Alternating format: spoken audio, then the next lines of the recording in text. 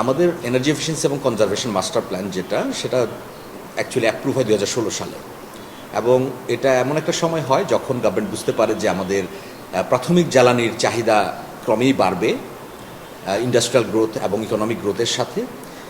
আর অন্যদিকে আমাদের গ্যাসের প্রোডাকশান, লোকাল গ্যাস প্রোডাকশান যেহেতু গ্র্যাজুয়ালি কমে যাচ্ছে বা এই ধরনের একটা অ্যান্টিসিপেশন ছিল গভর্নমেন্টের, কাজেই আমাদের হাতে আর কোনো অপশন খুব একটা ছিল না যে আমাদের অবশ্যই এনার্জি এফিসিয়েন্সি বাড়ানো প্রয়োজন। এটা গভর্নমেন্ট বুঝতে পেরে এই পলিসিটা করে। তো সেটা সেখানে আমাদের দুটো লক্ষ্যমাত্রা ছিল, যে 2021 সালের ভিতরে 15% কমানো প্রাইমারি এনার্জি প্রতি ইউনিট জিডিপি তৈরি করতে গিয়ে, অন্যদিকে 2030 সালের ভিতরে 20% কমানো।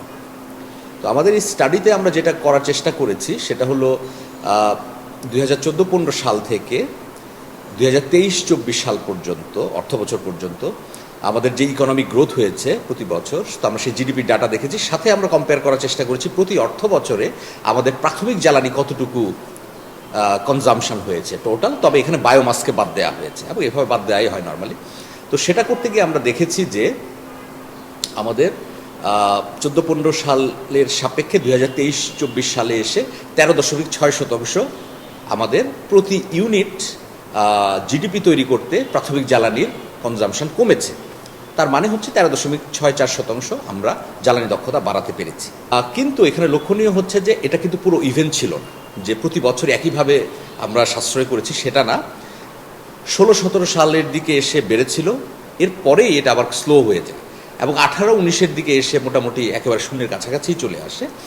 পরবর্তীতে আবার 20-21 অর্থ বছর বা তারপর থেকে এটা বাড়ে। এর একটা কারণ হচ্ছে আমাদের এনার্জি সাপ্লাই ডিসরাপশন 21-22 অর্থ বছর, 20-21 অর্থ বছরের পরবর্তী সময়ে বৈশ্বিক জ্বালানির উচ্চমূল্য, এবং সাথে আমাদের ফরেন কারেন্সি রিজার্ভের যে সমস্যা, সাথে গভর্নমেন্টকে বেশ কয়েকবার দাম বাড়াতে হয়েছে। বিদ্যুতের দাম যেমন বাড়াতে হয়েছে 3 বার, গ্যাসের দাম কিন্তু আপনার ক্ষেত্র বিশেষে 260-70% পর্যন্ত বেড়েছে। এর ফলে ইন্ডাস্ট্রি, বাসাবাড়ি সবাই জ্বালানি সাশ্রয়ে বেশ উদ্যোগী হয়, এবং আমাদের মেজর গেইনটা আবার হয় কিন্তু সেই 2020-21 থেকে 23-24 এই সময়টার ভিতরে।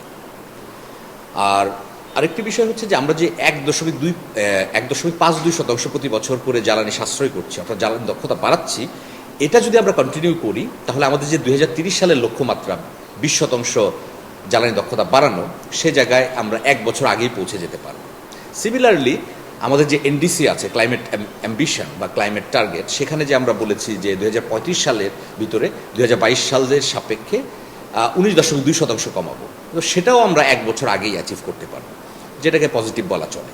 আর আরেকটি আর্থিক মূল্য বিবেচনায় যদি নেওয়া হয়, আমরা যে জ্বালানি সাশ্রয় করলাম 2014-15 থেকে 23-24 সাল পর্যন্ত, এটার কারণে যে এফিসিয়েন্সি গেইনটা হয়েছে, ফলে 2023-24 অর্থ বছরেই আমরা 7 মিলিয়ন টন ওয়েল ইকুইভ্যালেন্টের সমপরিমাণ জীবাশ্ম জ্বালানি আমদানি কমাতে পেরেছি, এবং কনজারভেটিভ অ্যাপ্রোচে সেটার ভ্যালু আমরা দেখছি 3.3 বিলিয়ন মার্কিন ডলার 1 বছরের সাশ্রয়। কিন্তু আমরা যদি পুরোপুরি করি এটা আরও বেশি হবে সাশ্রয়টা।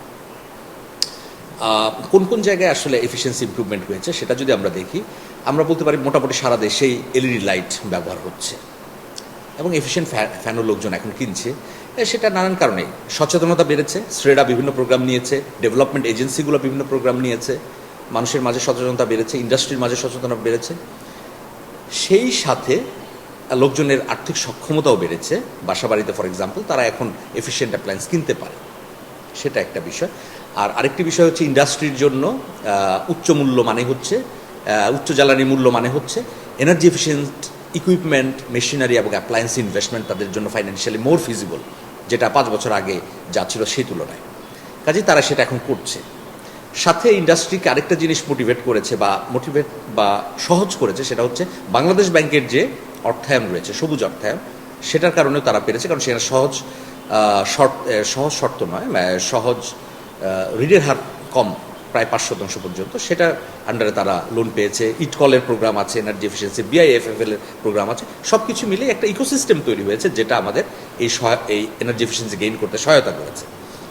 আর সামনের দিনগুলোতে যদি আমরা চিন্তা করি যে আমাদের আরও সুযোগ আছে, যথেষ্ট সুযোগ আছে, কোথায় আমরা করতে পারব, বাসাবাড়ি এবং কমার্শিয়াল বিল্ডিংয়ের কথা যদি চিন্তা করা হয়, যে অ্যাপ্লায়েন্সগুলো আছে, light, fan, air conditioner, efficient কিনছে লোকজন, কিন্তু এখানে এনার্জি লেভেলস এবং স্ট্যান্ডার্ডের বিষয়টা যদি করা হয় সেটা কাজ করছে, এবং সেটা যদি কুইকলি তারা ফাইনালাইজ করতে পারে এবং অ্যাপ্রুভ করে, এবং বিএসটিআই যদি প্রপারলি মার্কেট মনিটর করে, তাহলে মার্কেটে সব এফিশিয়েন্ট অ্যাপ্লায়েন্স থাকবে এবং বিভিন্ন ক্যাটাগরির। তখন লোকজন তার আর্থিক সক্ষমতা অনুযায়ী হয়তো হায়েস্ট এফিশিয়েন্ট অ্যাপ্লায়েন্স কেউ কিনবে, কেউ হয়তো অ্যাভারেজটা কিনবে, বাট এই ক্ষেত্রে এনার্জি এফিসিয়েন্সি একটা সার্টেনটি আমরা পাবো।